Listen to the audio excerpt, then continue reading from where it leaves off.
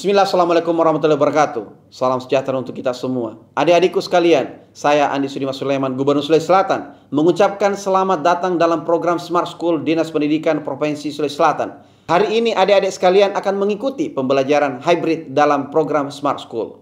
Aplikasi Smart School adalah sebuah pendekatan dengan tetap mengedepankan sebuah pendidikan dengan digital approaching, untuk kemudian mengedepankan kualitas dan mutu pendidikan yang diterima siswa secara seragam di seluruh wilayah Sulawesi Selatan, termasuk di pelosok-pelosok. Program ini bukan hanya memberikan kepada adik-adik sekalian pengalaman belajar yang baru, namun juga memberikan fasilitas kebutuhan dengan fitur bermanfaat seperti rekaman video pembelajaran yang dapat diulang, trik-trik penyelesaian soal, ujian-ujian, serta sarana konsultasi pembelajaran dari guru-guru terbaik di Sulawesi Selatan. Sering-sering mengakses aplikasi Smart School melalui gawai yang adik-adik sekalian miliki di setiap kesempatan yang dimiliki.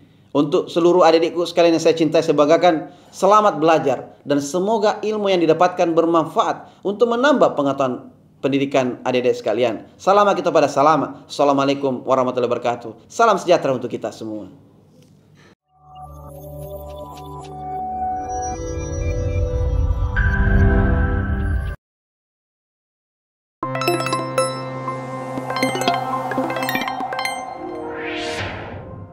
Assalamualaikum warahmatullahi wabarakatuh. Hello smart students, how is life today? I hope you are in a good condition. Very happy, me Ma'am Sabriani. We are going to study together in English class in Smart School. Generasi smart, berkarakter, cerdas kita.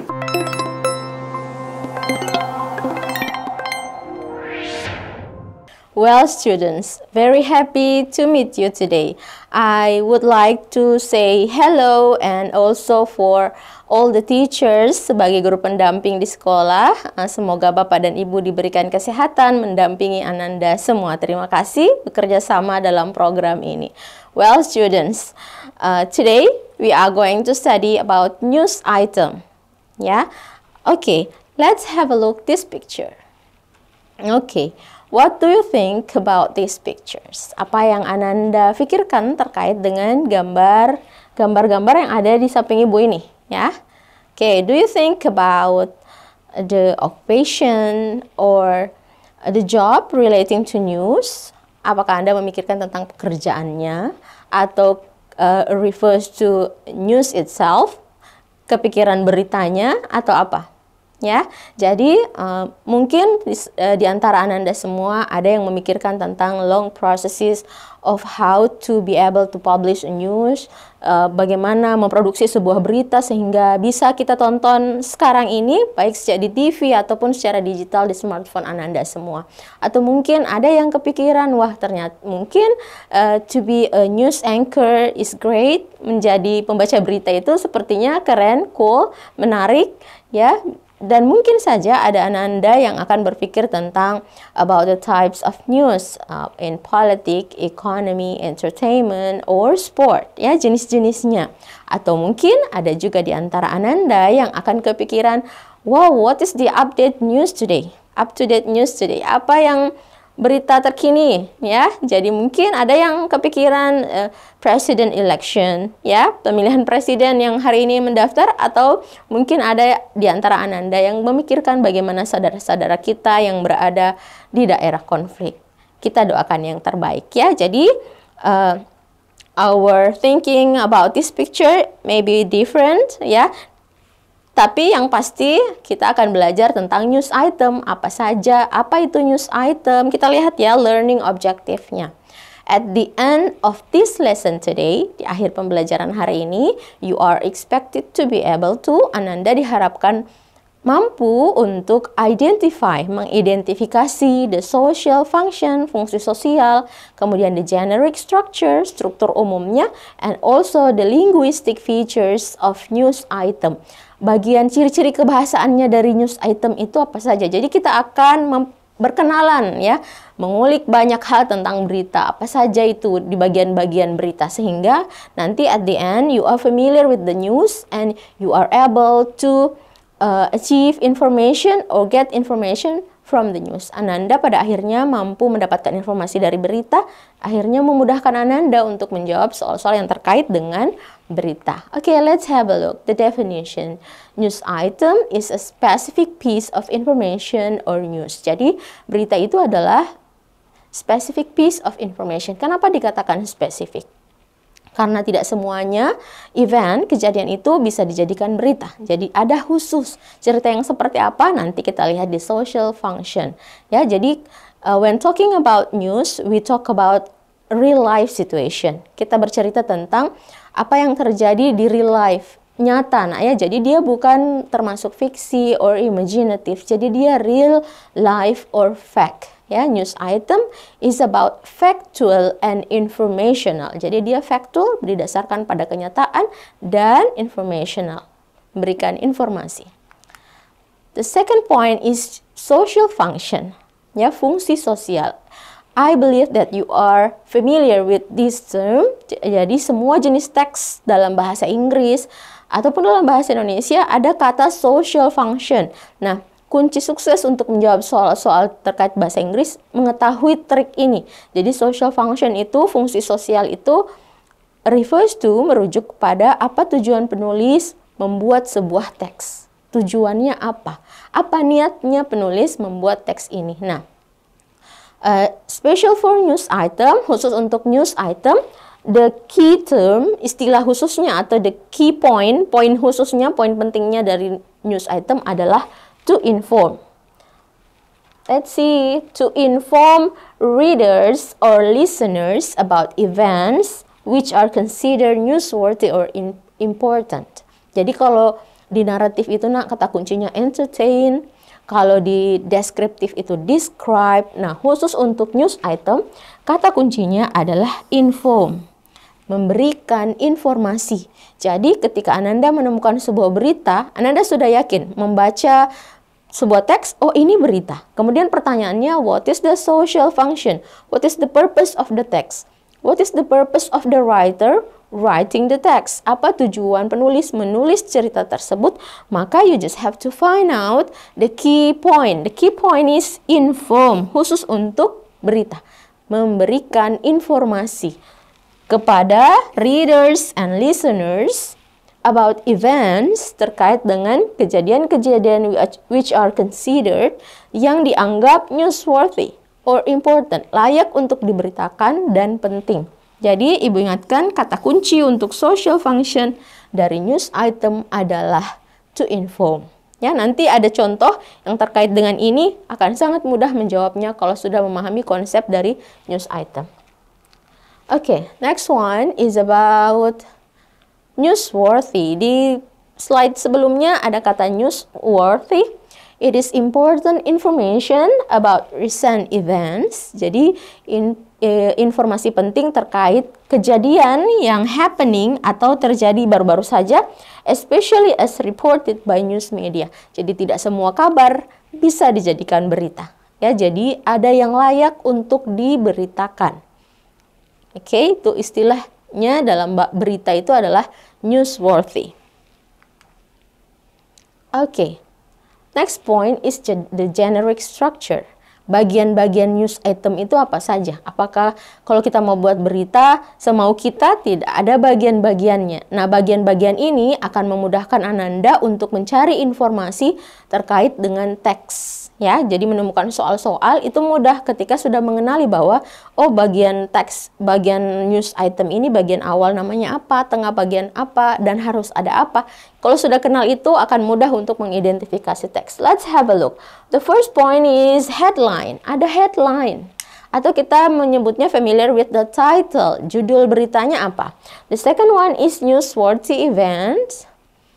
Kejadian-kejadian yang dianggap layak. Kemudian the third one is background events. Ada kejadian-kejadian yang melatar belakangi berita tersebut. And the last one is source. Jadi ada istilah sumber. Sumber apa? Kita lihat ya. Kita lihat satu persatu. Okay, start from the headline. Okay, the headline is a heading at the top of an article or page in newspaper or magazine. Jadi dia adalah heading at the top of an article. Dia judulnya, nak, kepala dari artikel tersebut. Artikel atau sebuah halaman in a newspaper or magazine, di surat kabar atau majalah. Jadi headline itu singkatnya adalah title. Ketika diberikan soal-soal terkait dengan bahasa Inggris dan berita, ada yang dicantumkan headline-nya, ada juga yang tidak. Tapi it's okay, ya. Itu optional saja, ya. Oke, poin kedua adalah newsworthy event. Newsworthy event, kejadian yang layak. Kita lihat keterangannya. Tells the events in a summary form. Jadi dia menceritakan kejadian apa dalam berita tersebut dalam bentuk simpulan. Jadi isinya adalah simpulan dari peristiwa tersebut. Oke, nah apa maksudnya? Kita lihat penjelasan selanjutnya. Newsworthy event. The first point is to summarize the news. Dia menyimpulkan sebuah berita. Di dalamnya memuat who was involved, siapa yang terlibat, and then what exactly happened, apa yang sebenarnya terjadi, where did it happen, and when did it happen. Di bagian newsworthy event disebutkan siapa yang terlibat, apa yang terjadi, di mana dan kapan. Nah, ini adalah poin pentingnya. Kenapa dikatakan summarize? Karena dengan membaca bagian ini, membaca bagian awal dari berita atau istilahnya newsworthy event, kita sudah mengetahui keseluruhan isi teks. Jadi ketika ditanyakan, what is the main idea? Apa ide pokoknya? What is the topic? Apa topiknya? The text tells about. Teksnya cerita tentang apa? We just have to find out the first sentence or at the beginning of an article. Kita hanya harus membaca bagian awalnya. Kenapa membaca bagian awalnya? Karena bagian awalnya itu summarize the news. Dia menyimpulkan sebuah berita. Ya, jadi itu triknya, nak, trik menjawab berita yang terkait dengan gambaran umum yang sudah Ibu sebutkan tadi, topiknya, title-nya, kemudian teksnya cerita tentang apa, itu namanya gambaran umum sebuah teks. Caranya lihat di bagian awalnya. Biasanya ketika dipecah-pecah menjadi beberapa paragraf, dia berada di paragraf pertama, tapi singkat. Kemudian kalau dia banyak, jadi the body, teksnya terdiri dari beberapa kalimat di bagian awalnya, maka biasanya dia berada di kalimat pertama saja atau pertama kedua. Ya, itu adalah newsworthy event. Bagian paling penting yang menyimpulkan isi dari berita tersebut. Okay, let's have a look. This is an examples. Jadi ada sebuah paragraf yang padat. Nah, tadi mengatakan ketika dia terdiri dari beberapa paragraf yang singkat-singkat, maka dia di bagian awal. Tapi ini karena padat, kita melihat kalimat pertamanya saja. Apakah sudah mewakili who, what, where, and when? Ya, meskipun kadang juga tidak full lengkap ya. Kita lihat. Short video application TikTok said it will stop transaction on its app in Indonesia from Wednesday after the government banned direct sales on social media platforms last week to protect millions of small business. Jadi TikTok ini merujuk pada perusahaannya ya. Mengatakan bahwa akan menghentikan transaksi dalam aplikasinya di Indonesia mulai hari Rabu setelah pemerintah melarang penjualan langsung pada platform sosial media mereka minggu lalu untuk melindungi jutaan bisnis kecil, bisnis rumahan ya, bisnis usaha kecil. Nah, dari sini apakah sudah memuat who? Siapa? Siapa yang terlibat dalam, siapa yang menjadi subjek dalam kalimat pertama ini? Jadi dia adalah TikTok. It refers to the company. Jadi yang dirujuk itu bukan aplikasinya nak ya, tapi perusahaan TikToknya mengatakan akan menghentikan transaksi. Jadi perusahaannya akan menghentikan transaksi. Jadi it answer who. Kemudian apa yang terjadi? Stop the transaction. Apa? Oke, apa? Kemudian when? Ya, Kapan? From Wednesday. Kemudian untuk keterangan tempatnya itu tidak berada di sini, tapi dia berada di atas. Ya, jadi berita, Ibu tambahkan ya. Jadi ciri-cirinya berita itu adalah ada keterangan tempatnya dan ada keterangan sumber dari beritanya. Itu ketara, The Jakarta Post itu adalah satu nama media. Nah, dari situ saja kita sudah tahu, oh berita. Ya, kemudian ada nama tempatnya. Nah, dari satu kalimat ini, dia sudah mewakili keseluruhan isinya. Jadi, ketika Anda baca semua ke bawah, itu mendukung, dari sini saja kita sudah paham. Jadi, when someone is interesting in reading a news, ketika dia tertarik membaca berita, baca kalimat pertamanya saja. Kalau dirasa sudah cukup, sudah tertarik, atau tidak terlalu ingin tahu banyak, maka satu kalimat ini saja sudah cukup mewakili, oh beritanya berarti TikTok akan ikut aturan pemerintah. That's it, sudah selesai. Tapi untuk orang yang ingin membaca keseluruhan, akan membaca keseluruhannya, tapi pada kenyataannya akan merujuk ke sini juga, karena ini adalah bagian paling penting dari sebuah berita. Ya, jadi dia adalah newsworthy event, bagian yang paling layak diberitakan. By looking at this sentence, dengan melihat kalimat ini, kita sudah paham bahwa teks ini cerita tentang apa. Ya, jadi dia menyimpulkan keseluruhan. Membaca ini sudah cukup untuk mengetahui beritanya talk about apa, cerita tentang apa. Baik, kita lanjutkan. The next one is background events. Jadi ceritanya, bagian selanjutnya adalah ada yang menjadi background, latar belakang.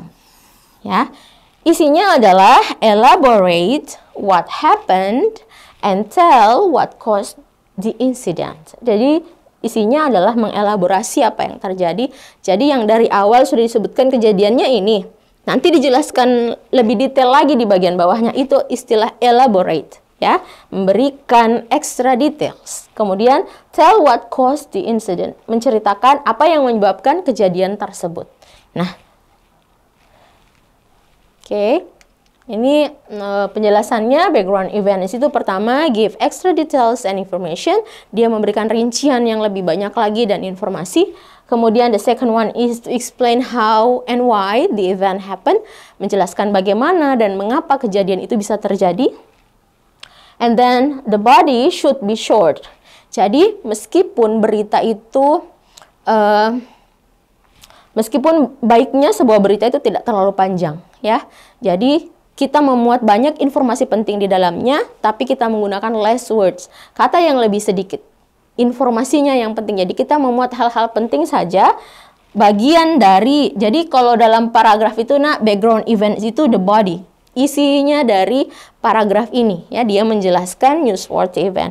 Jadi sebaiknya singkat-singkat saja, terdiri dari 2-3 kalimat panjangnya. Jadi tidak perlu harus banyak sekali isi paragrafnya. Itu background event. Kita lihat contohnya. Oke, tadi paragraf pertama, kalimat pertama ini adalah newsworthy event. Kemudian kita lihat paragraf kedua. Kalimat kedua. The new regulation is yet another setback for TikTok, which has faced intense scrutiny in the United States and other nation in recent months over user data security. Jadi ternyata regulasi ini, kan tadi bahas regulasi ya, regulasi bahwa mereka dilarang menjual langsung di platform mereka. Nah, ternyata regulasi ini, jadi dia memberikan tambahan informasi, extra detail information. Jadi ternyata the new regulation another setback, salah satu itu adalah tambahan kemunduran buat TikTok setelah menghadapi pengawasan ketat dari Amerika Serikat dan negara-negara lain karena tidak amannya over user data security, ya, data penggunanya itu tidak aman.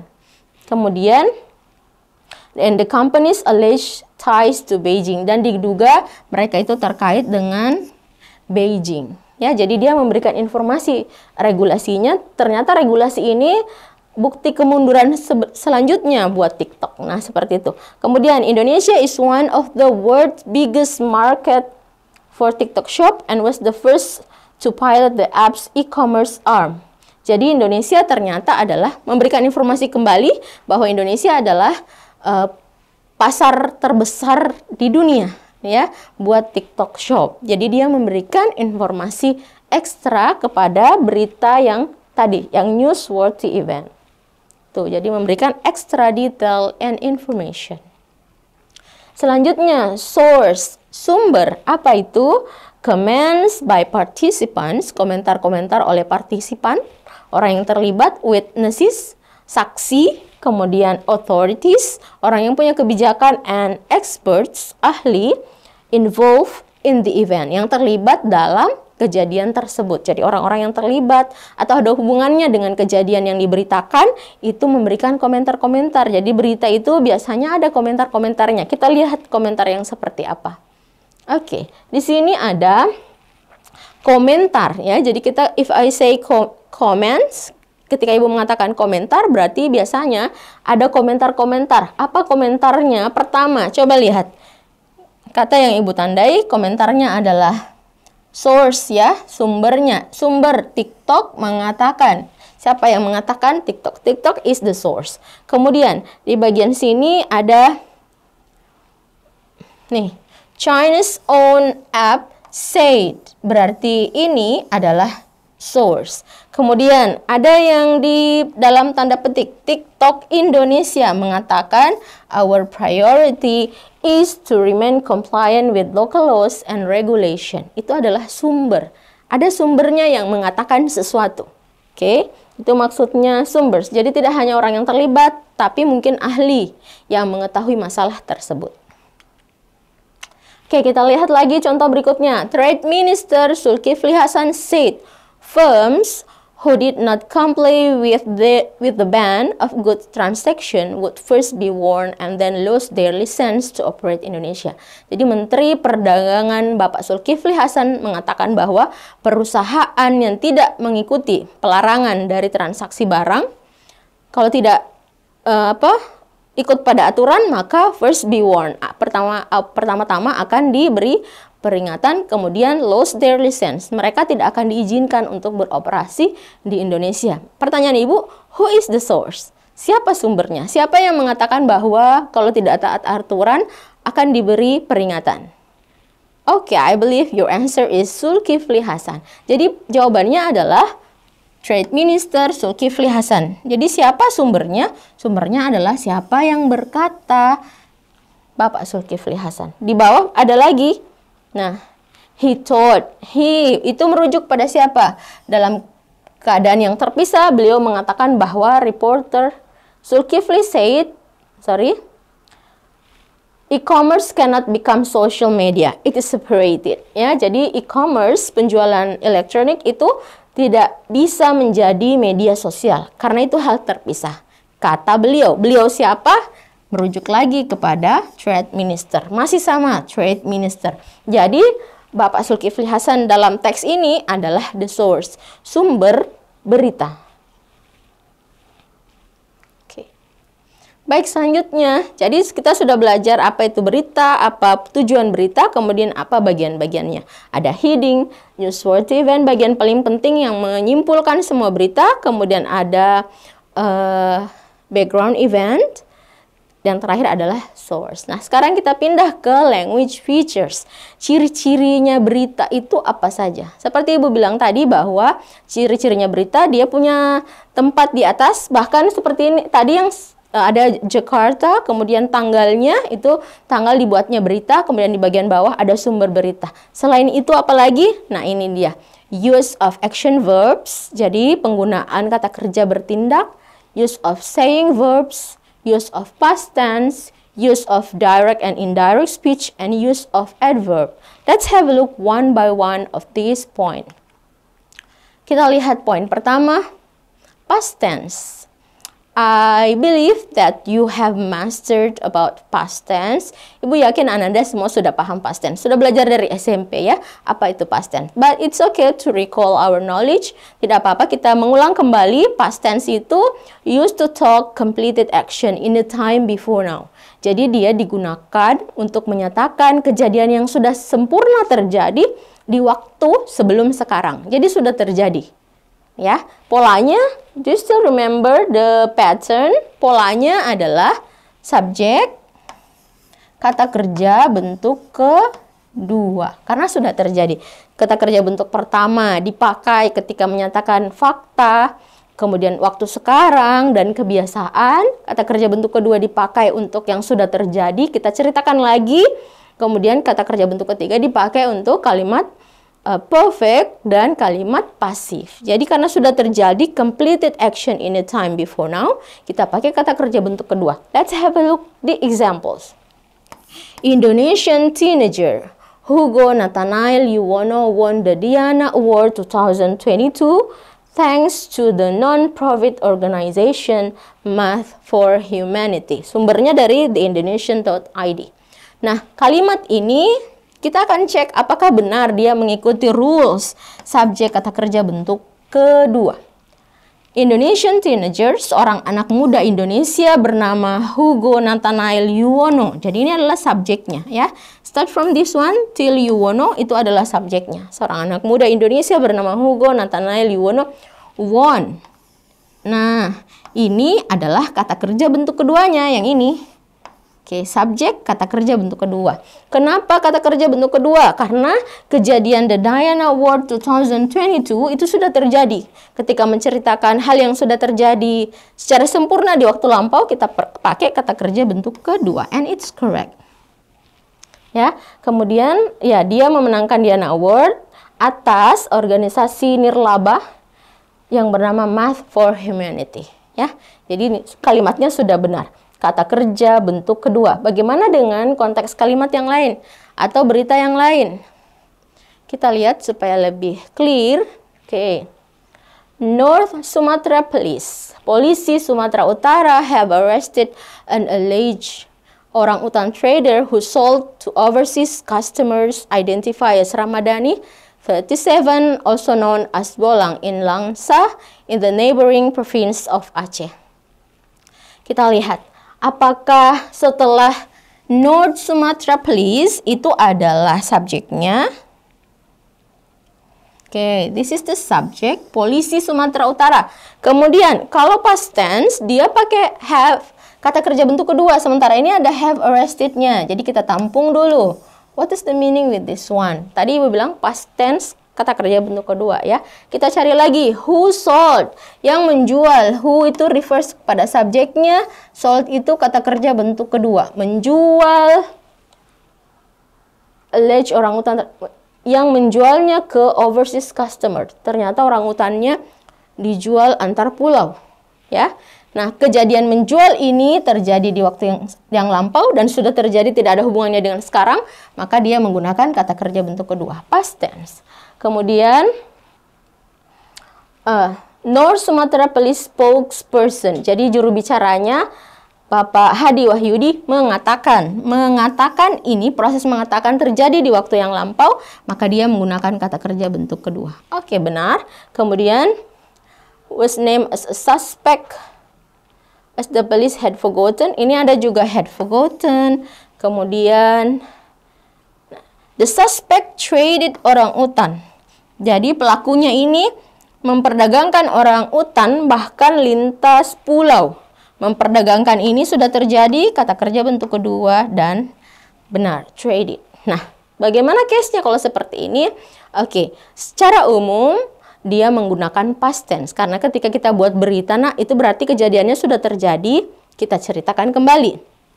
Namun, kita harus melihat konteks dari berita tersebut. Kalau keadaannya, contohnya kenyataan, maka kita menuliskannya dalam bentuk present. Kalau konteksnya sudah terjadi dan masih terjadi, kita ingin mempertegas telah terjadi, maka kita menggunakannya dalam bentuk present perfect. Jadi kita sesuaikan dengan konteks kalimatnya.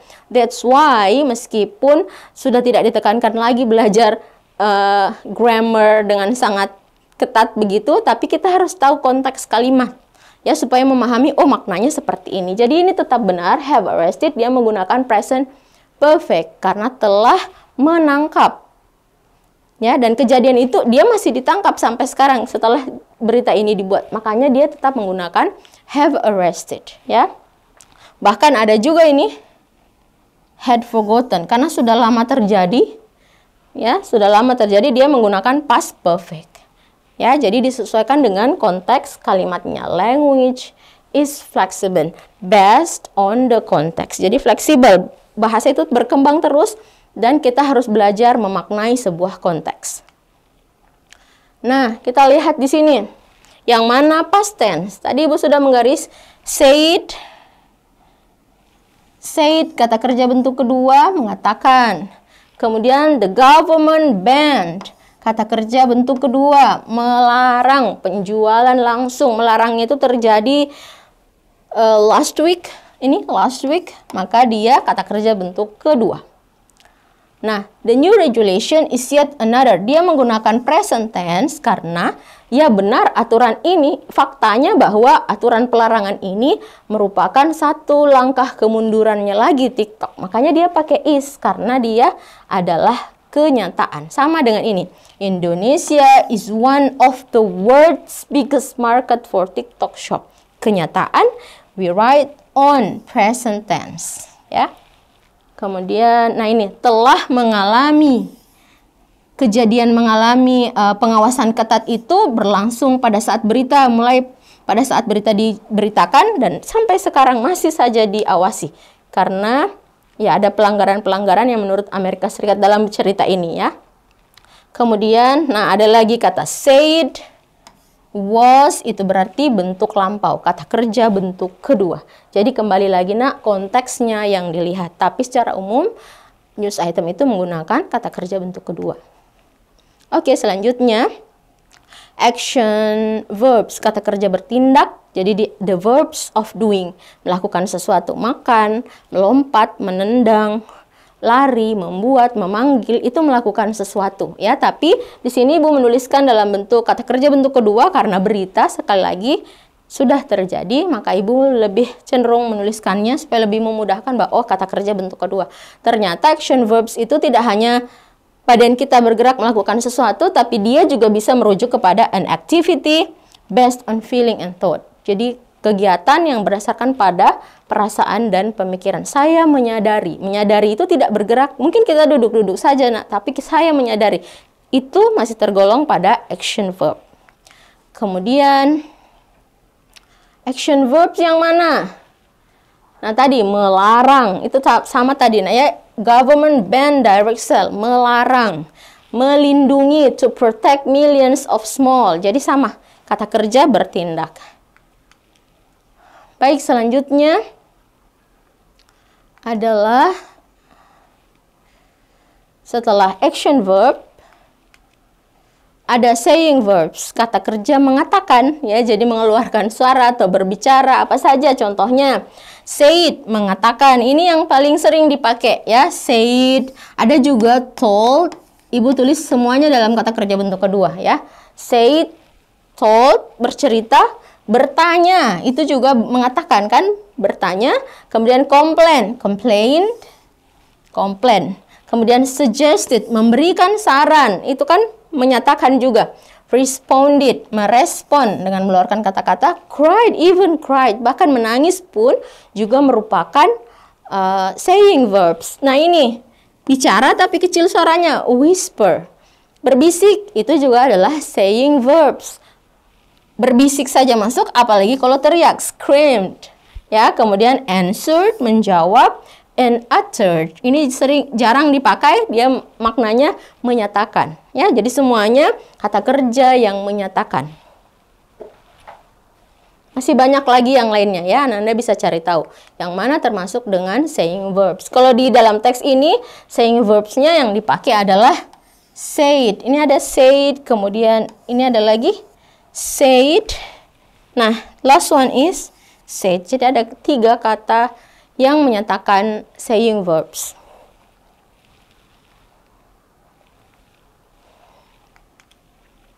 Kemudian direct speech. Apa itu direct speech? It is used when we simply repeat what someone says. Jadi direct speech itu, kutipan langsung itu nak digunakan ketika kita ingin mengulangi apa yang orang katakan dengan tidak mengubah apa-apa. Ya. Jadi kita tidak mengubah apa-apa. Teman kita bilang saya lapar, ibu laporkan, dia mengatakan saya lapar. Bukan ibu yang bilang, dia. Jadi kita langsung mengambil kutipan apa yang dia katakan dan kita ulangi. Coba perhatikan, putting the praise,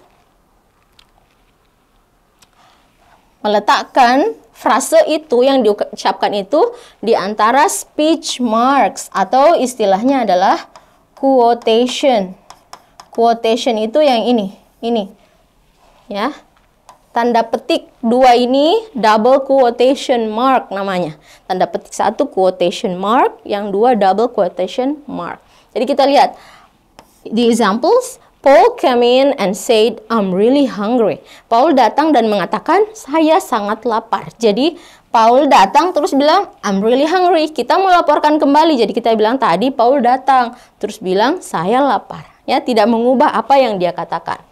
The second one, when Miss Diaz opened the door, I asked, have you seen Lee? Jadi ketika Miss Diaz buka pintu, saya bertanya, have you seen Lee? Pertanyaan saya tadi adalah, have you seen Lee? Saya laporkan kembali dengan ungkapan yang sama.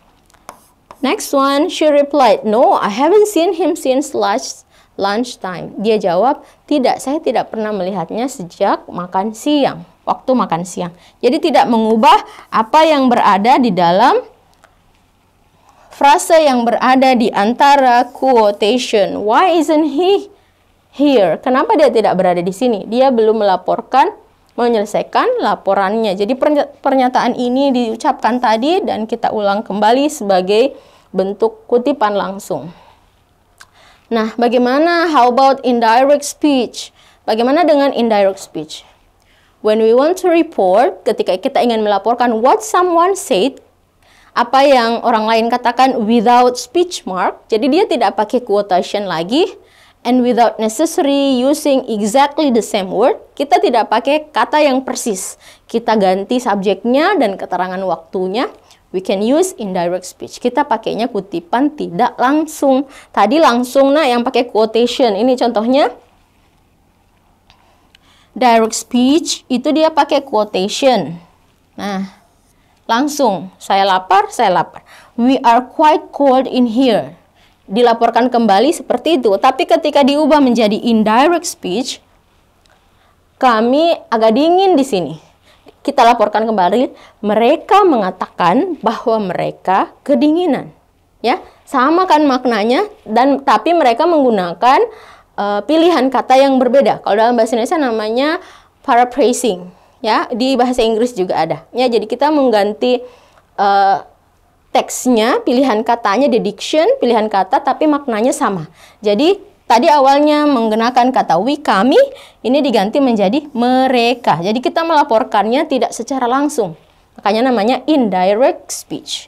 They are cold, diganti, ini we are quite cold in here, diganti menjadi they are cold. Ada materi khusus untuk materi ini, bagian khusus untuk satu materi ini karena ada terdapat banyak perubahan subjek, perubahan keterangan waktu, perubahan tenses, ya, jadi ada banyak perubahannya. Tidak cukup untuk membahasnya bersama dengan teori dari news item. Ibu percaya Bapak Ibu guru pendamping di sekolah akan menjelaskannya lebih detail. Kemudian kita lihat lagi, nah contohnya diawali dengan quotation mark, double quotation. Double quotation, it means direct. Ya, langsung. Jadi apa yang disampaikan tadi langsung diambil, itu dipindahkan. The purpose of this organization is to make social contribution to other and expand leadership development among other young people. Jadi ada dua quotation, berarti dalam ini adalah direct speech. Ya, tidak ada indirect speech-nya. Yuwono said it. Nah, Yuwono adalah sumbernya, said adalah saying verb. Ya, itu contohnya. Oke, bagaimana dengan ini? Di sini pertama kita cari dulu yang direct speech, yang ada quotation-nya. Ada bagian bawah ini. Our priority. Ada quotation, berarti diantaranya adalah direct speech. Kemudian, tandanya kalau bukan direct speech, kita cari saying verbs-nya. Ada kata said, mengatakan bahwa, tapi tidak ada quotation-nya, berarti kalimat ini adalah indirect speech. Sama, ada kata said, ada saying verbs, tidak ada quotation, berarti ini adalah indirect speech. Jadi Ibu percaya sudah paham bahwa kalau ada quotation dia direct, kalau tidak ada saying verb terlebih dahulu, kemudian tidak ada quotation, maka dia indirect speech. It's easy ya. Oke.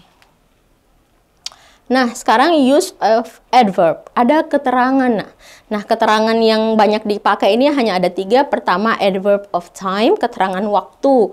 Jadi contohnya, for example, yesterday, last week, from Wednesday, yang seperti tadi di teks, keterangan waktu. Kemudian ada juga keterangan tempat, terjadinya di mana? On Jakarta.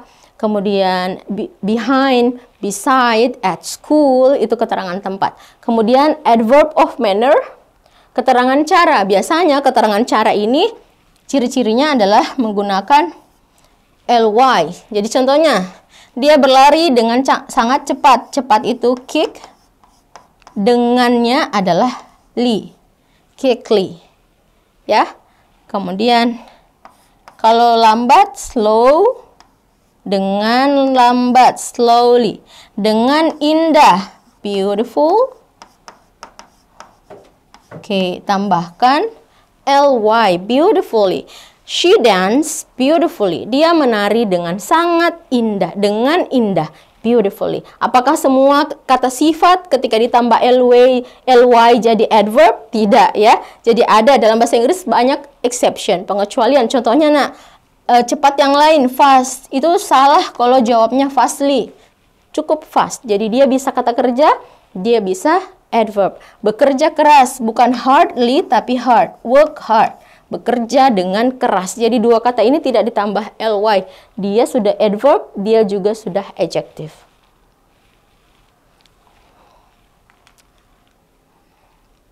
Oke, jadi ada sebuah teks, kita akan bongkar ini mulai dari social functionnya apa, generic structure and the linguistic feature. Ibu mulai. Apakah ini termasuk sebuah berita? Kita lihat, ada The Jakarta Post, nama sebuah media. Berarti dia adalah berita. The Jakarta Post, berita, news. Berarti kalau ditanyakan social functionnya, jawabannya, kata kuncinya adalah to inform. Ya. Kemudian, sekarang ke generic structure. Bagian pertamanya, itu menyimpulkan siapa, apa, di mana, dan kapan. Siapa? The Surabaya police have arrested a man identified only as MN for allegedly buying an infant via Instagram. Polisi Surabaya meringkus seorang lelaki, inisialnya MN, karena membeli bayi melalui Instagram trading ya. Jadi itu. Subjeknya, pelakunya adalah Surabaya police. Apa yang terjadi? Arrested a man. Kemudian terjadinya di mana? Di sini sudah tersirat di sini. Nah, kapannya yang kurang. But it's okay ya. Jadi saat ini adalah newsworthy event. Kemudian cerita di bagian sini adalah background. Ditambahkan bahwa dia ditangkap di rumahnya. Kemudian dia ditemukan, ceritanya latar belakangnya dia ditemukan telah membayar 3,8 juta. Jadi dia membeli bayi yang berusia 3 hari dengan harga 3,8 juta untuk baby boy ya. Ini adalah backgroundnya. Kemudian source-nya ada Surabaya Police Chief Sir Rudi Setiawan, itu adalah source-nya. Kita lihat ciri-ciri kebahasaannya. Apakah dia pakai past tense? Kita cari past tense. Oke, was arrested. Ini past tapi bentuk pasif. Nah, ya was arrested. Kemudian was found, ditemukan, pasif lagi tapi dalam bentuk past. Kemudian he was only, was, kata kerja bentuk kedua, past lagi. Kemudian mengatakan, said, past, kata kerja bentuk kedua.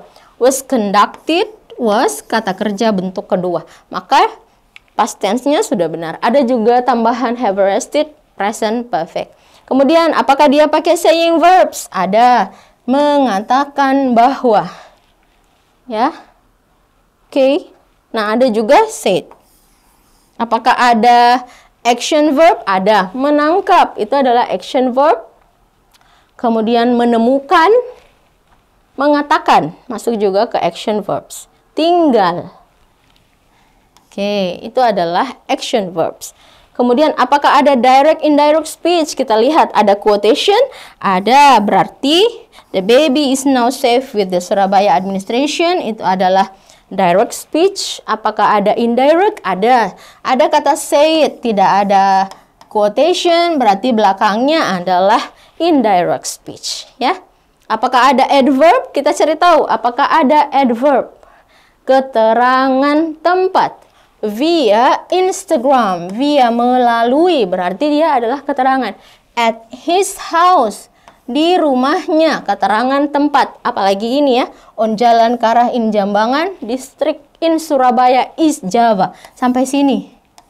Nah, ini keterangan waktu pada hari Minggu.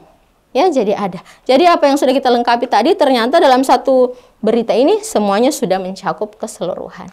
Kita lihat pertanyaannya. Cepat saja. Nah, the generic structure of the text above, karena dia berita, isinya adalah newsworthy event, background event, and source. Bagian E. Kemudian, merujuk pada siapa? Di underline word, kata yang digarisbawahi merujuk kepada rumah siapa. MN ditangkap di rumahnya, berarti merujuk pada MN. The arrested man. Okay, students. I'm so sorry for not interviewing directly with you. Kita tidak bisa komunikasi langsung karena dibatasi oleh waktu. But I believe, Ibu percaya Anda semua sudah got the point, mendapatkan informasi poin-poin penting dari sebuah berita. Ya, jadi diingat kembali, nanti di-recall kembali bersama Bapak Ibu guru pendamping yang ada di sekolah. Thank you very much for your nice attention today. Very happy to meet you. Bye. Assalamualaikum.